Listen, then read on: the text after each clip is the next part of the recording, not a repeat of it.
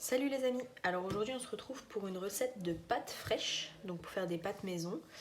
C'est très simple, il vous faut 200 g de farine, 2 œufs et ici j'ai mis 5 g de sel. Donc on compte généralement 100 g de farine pour un œuf et on compte 100 g de farine et un œuf pour une personne.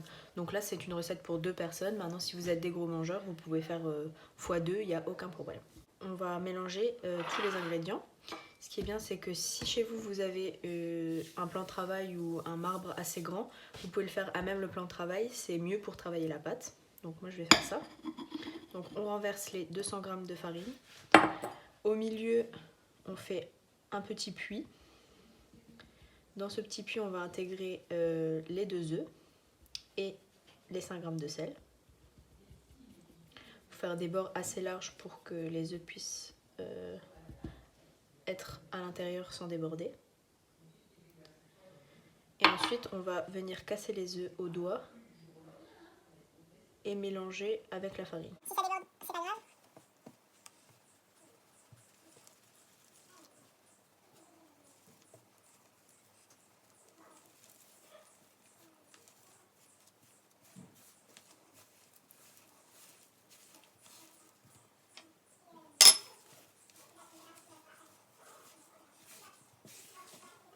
Bien malaxer la pâte pour incorporer bien toute la farine aux œufs.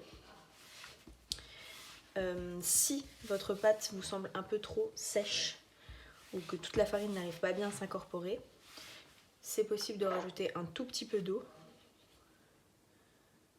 qui va permettre de mieux de faire une pâte plus homogène en fait.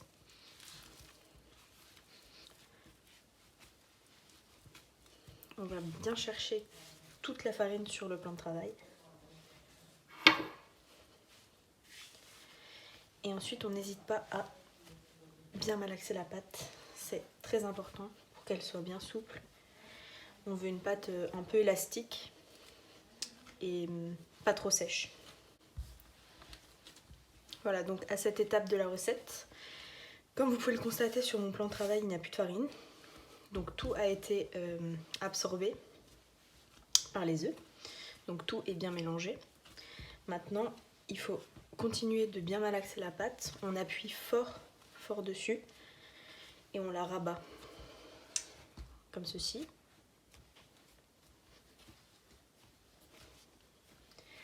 Et voilà, donc j'ai un beau petit pâton. Ce pâton, on constate que la pâte est bien élastique.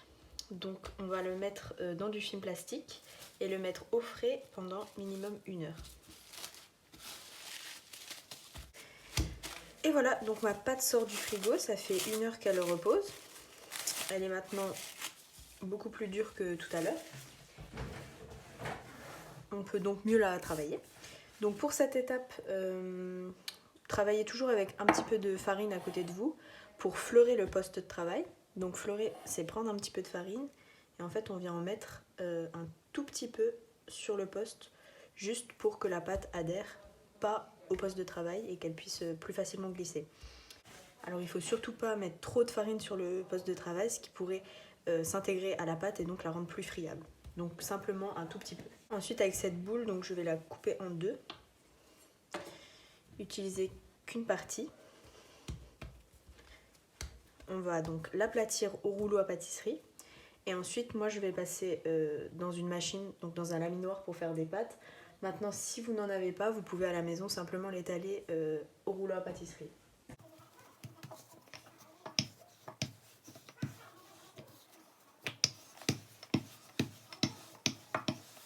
Là, on a nos 2 pâtons qui sont étalés. On va pouvoir passer au laminoir et ensuite on va les couper en tagliatelle ou en spaghetti, peu importe ce que vous désirez. Donc il y a plusieurs crans sur votre laminoir. On vient toujours commencer au premier cran afin d'aplatir la pâte plus uniformément. Moi je passe 3 coups du premier cran et ensuite 3 coups du deuxième, 3 coups du troisième et à ce moment-là vous voyez à quelle épaisseur vous voulez vos tagliatelles ou vos spaghettis. Vous vous arrêtez au moment où ça vous convient.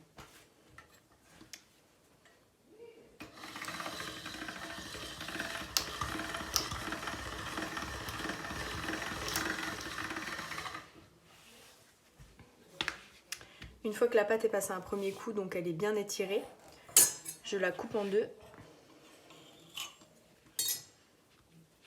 Et on repasse au premier cran.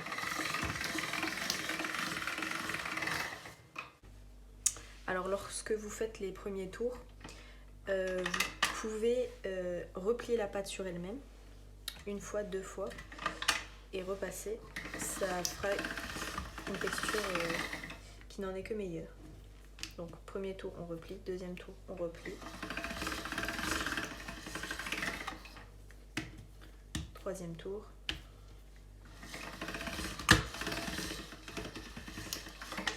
Si votre pâte accroche un petit peu, rajoutez un tout petit peu de farine sur votre plan de travail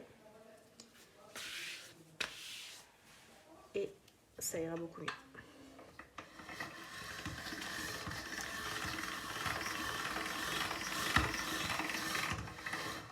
Donc moi je vais m'arrêter ici, je suis au cran 6, l'épaisseur de ma pâte me convient, donc on va s'arrêter ici pour faire des tagliatelles. Et voilà, donc toutes mes pâtes sont passées au laminoir. Je vais maintenant rajouter un élément à la machine qui va nous permettre de faire des tagliatelles. Maintenant on la passe dans le laminoir à tagliatelle.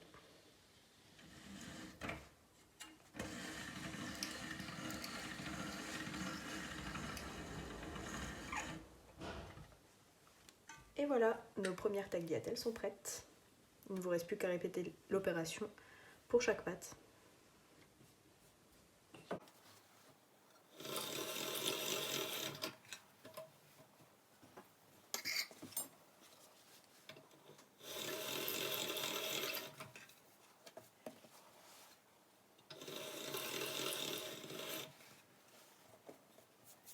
Et voilà, donc moi mes pâtes sont prêtes. Je les ai farinées une nouvelle fois pour qu'elles ne soient pas trop collantes. Maintenant vous pouvez les laisser sécher ou les mettre au congèle, ça tient très bien et alors vous pouvez vous en servir quand vous voulez. Alors ces pâtes fraîches sont à cuire comme des pâtes classiques dans un grand volume d'eau salée. Vous les cuisez 5 à 6 minutes pour qu'elles soient al dente et après à vous de jouer. Pas de bolo, pas de carbo, comme vous le souhaitez. Bon appétit les amis!